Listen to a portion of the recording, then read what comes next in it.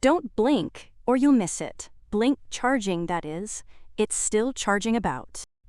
In its most recent report for the fourth quarter and full year 2025, total revenue declined year-over-year to $103.5 million, compared to $124 million in 2024, with fourth quarter revenue at $27 million. This contraction was largely driven by a pullback in lower-margin hardware sales during Blink's pivot toward higher quality, recurring service revenue. Over the past year, there's been a dramatic shift in revenue mix. Service revenue, which includes charging services, network fees, and related recurring streams, grew strongly to $49.3 million for the full year, up 44.7%, and reached $14.7 million in the fourth quarter, up 62% year-over-year. Just as importantly, service revenue now represents 48% of total annual revenue and 54% in Q4, compared to only 27% and 32%, respectively, a year earlier. This shift is part of Blink's business model, evolving toward recurring, utilization-driven income rather than one-time equipment sales. CEO Mike Battaglia emphasized that the company has become faster and leaner, highlighting efforts to streamline operations, reduce costs, and build a scalable platform centered on its owner-operated charging network. CFO Michael Berkovich echoed this message, pointing to structural improvements in the financial profile, better cost discipline, and enhanced transparency. In other words, Blink is trying to say it's intentionally sacrificing some near-term revenue in exchange for building a more durable and higher-margin business. So far, there's at least some evidence of this effort with the product segment, where revenue fell significantly to $47 million in 2025 from $81.7 million in 2024 and to $11 million in Q4 from $17.2 million the prior year. Instead of weakness, Blink frames this as a result of transitioning to contract manufacturing and focusing only on capital-efficient opportunities. This aligns with a broader industry trend where ownership and operation of charging infrastructure, especially DC fast chargers, can yield stronger long-term returns than simply selling hardware. Profitability metrics also reflect both the progress and the transitional costs of this shift. Reported gross profit for 2025 was $25.5 million, or 24.6% margin, down from 30.3% in 2024. But this includes $11.8 million in non-cash inventory adjustments tied to the company's manufacturing transition.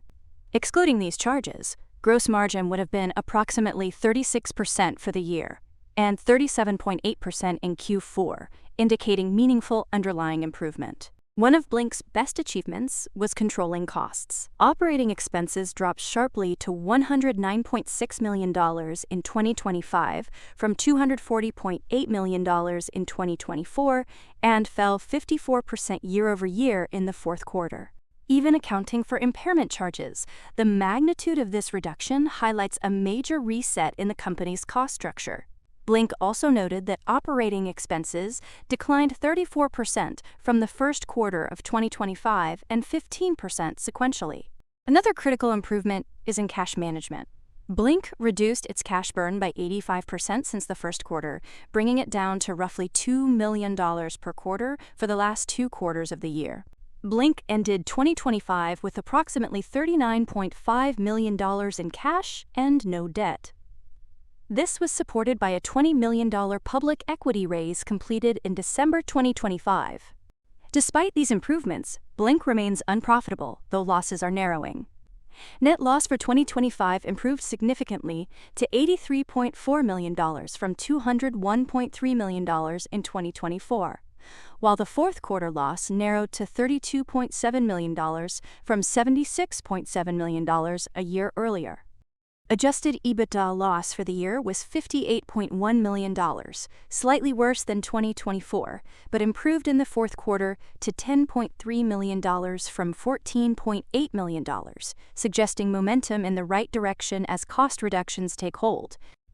At the same time, BLNK's still building on its network with agreements like the one with Corrie in Belgium to deploy over 200 charging ports across 90 locations, representing one of the largest EV charging networks in the Belgian elderly care sector.